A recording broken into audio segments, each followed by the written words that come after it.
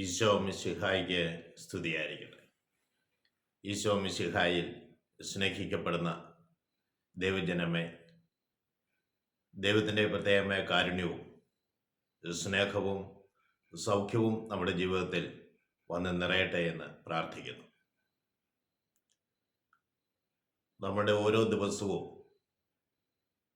നമ്മൾക്ക് വിലപ്പെട്ടതാണ്, അതുപോലെ തന്നെ ദൈവത്തിനും വിലപ്പെട്ടതാണ്. ഒരു ദിവസം കൂടി ദൈവം നമുക്ക് നൽകുന്നത് നന്മ ചെയ്ത് ദൈവത്തെ മഹത്വപ്പെടുത്തി സ്നേഹത്തിലും സമാധാനത്തിലും ഐശ്വര്യത്തിലും വസിക്കുന്നതിന് വേണ്ടിയിട്ടാണ്. സ്നേഹമുള്ളവരെ, ഇന്ന് മാതാപിതാക്കളെയും സഹോദരങ്ങളെയും മക്കളെയും അയൽവാസികളെയും പോലും വിശ്വസിക്കുവാൻ പറ്റാത്ത വിധത്തിൽ ലോകം പാവത്തിന് അടിപ്പെട്ടുകൊണ്ടിരിക്കുകയാണ്. മാതാപിതാക്കൾ മക്കളെ ദുരുപയോഗം ചെയ്യുന്നു. മക്കൾ മാതാപിതാക്കളെ ഈ ലോകത്തു നിന്ന് പറഞ്ഞുവിടുന്നു. സഹോദരങ്ങൾ പരസ്പരം വഞ്ചിച്ചും കൊലപാതകങ്ങൾ നടത്തിയും പിടിച്ചുപറിച്ചും അധിക്ഷേപിച്ചും മുന്നോട്ട് നീങ്ങുന്നു. ഈ കാലഘട്ടത്തിലാണ് ഞാനും നിങ്ങളും വസിക്കുന്നത് എന്ന കാര്യം പ്രത്യേകമായി ഓർക്കണം. യെശയ്യാ പ്രവാചകനിലൂടെ ദൈവം നമ്മുടെ അരുളി ചെയ്യുന്നുണ്ട്. 31-ാം അധ്യായം 7 മുതലുള്ള തിരുവചന ഭാഗങ്ങൾ വായിക്കുമ്പോൾ വഞ്ചനയെക്കുറിച്ചാണ് പറയുക.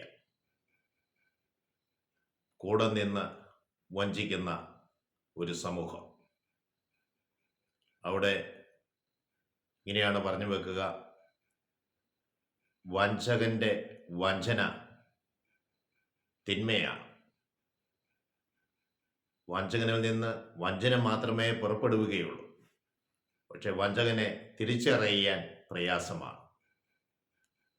പ്രഭാഷണ പുസ്തകം പറയുന്നത് അവൻ നമ്മെ നോക്കി ചിരിക്കും.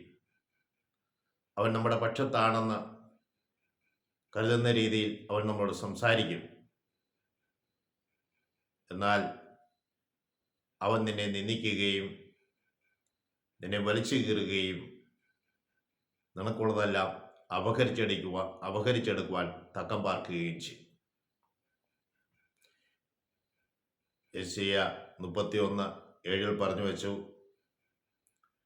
വഞ്ചകന്റെ വഞ്ചന തിന്മയാണ്. അഗതിയുടെ അപേക്ഷ പോലും ന്യായം യുക്തമാണെങ്കിൽ പോലും അവനെ നശിപ്പിക്കുവാൻ വഞ്ചകൻ ഗൂഢാലോചന നടത്തുന്നു. വാക്കിൽ എങ്ങനെയാണ് അവനെ നശിപ്പിക്കേണ്ടത് എന്നോർത്ത് അവനെതിരെ ഗൂഢാലോചന ഉണ്ടാക്കുകയാണ്. തിരുവചനം വീണ്ടും സൂചിപ്പിക്കുന്നുണ്ട്.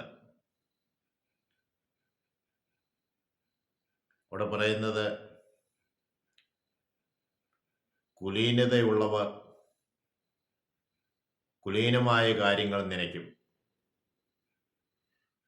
ഒന്നുകൂടി എടുത്തു പറയണം: കുലീനതയുള്ളവർ കുലീനമായ കാര്യങ്ങൾ നനയ്ക്കും. ജനത്തിന് ഉപകാരപ്രദമായ കാര്യങ്ങൾക്ക് വേണ്ടി അവൻ നിലനിൽക്കും. ഉത്തമമായ കാര്യങ്ങൾക്ക് വേണ്ടി അവനെപ്പോഴും നിലനിൽക്കും. പ്രഭാഷകൻ 13:8 നമ്മളെ പഠിപ്പിക്കുന്നു: നമ്മൾ വഞ്ചനയിൽപ്പെടാതെ ഭോഷത്വം കൊണ്ട് അപമാനിതരാകാതിരിക്കുവാൻ ശ്രദ്ധിക്കുവിൻ. വഞ്ചിക്കപ്പെടാതിരിക്കുവാനും ഭോഷത്വമുള്ള വാക്കുകൾ പറഞ്ഞ് അവമാനിതരാകാതിരിക്കുവാനും പ്രത്യേകമായി ശ്രദ്ധിക്കണം. ദൈവമേ, നീ ഞങ്ങൾക്ക് സംരക്ഷണം ഏർപ്പെടുത്തണമേ. വഞ്ചകനിൽ നിന്ന് ഞങ്ങളെ കാത്തുപരിപാലിക്കണമേ. ഈശോയെ, നിന്റെ തിരുരക്തം ഞങ്ങൾക്കെന്നും ഒരു കോട്ടയായി സംരക്ഷണമായി വന്ന് ഭവിക്കട്ടെ. ജോബിൻ്റെ വസ്തുവകകൾക്ക് അവിടുന്ന് മുള്ളുവേലി കെട്ടി സംരക്ഷിച്ചതുപോലെ ഈശോയെ, നീ ഞങ്ങൾക്കും ഞങ്ങൾക്കുള്ളവർക്കും എല്ലാം നിന്റെ തിരുരക്തത്തിൻ്റെ ഒരു കോട്ട കെട്ടി നീ ഞങ്ങളെ സംരക്ഷിക്കണം. ദൈവജനം സ്തുതിപ്പിൻ്റെ ഒരു കോട്ട കെട്ടി തിന്മയിൽ നകന്നു നിൽക്കുവാൻ പ്രത്യേകമായി ശ്രദ്ധിക്കണം. സ്തുതിയുടെ ഒരു കോട്ട നമ്മൾ കെട്ടേണ്ടതായിട്ടുണ്ട്.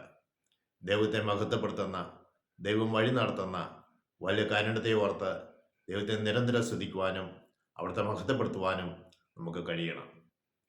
പരിശുദ്ധാത്മാവേ, അവിടുത്തെ ജ്ഞാനം ഞങ്ങളിലേക്ക് നിറയ്ക്കുകയും വഞ്ചകരിൽ നിന്ന് ഞങ്ങളെ രക്ഷിക്കുവാൻ വേണ്ടുന്ന എല്ലാ സഹായം ഞങ്ങൾക്ക് ചെയ്തു തരികയും പരിശുദ്ധ അമ്മയുടെ തിരുക്കുമാരന് മുമ്പിൽ ഞങ്ങൾക്ക് വേണ്ടി പ്രത്യേകമായി മധ്യസ്ഥം വഹിക്കുകയും ചെയ്യുമാറാകണമേ എന്ന് പ്രാർത്ഥിക്കുന്നു.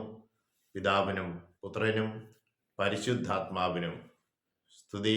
ഈശോ മിശിഹായ്ക്ക് സ്തുതിയായിരിക്കട്ടെ.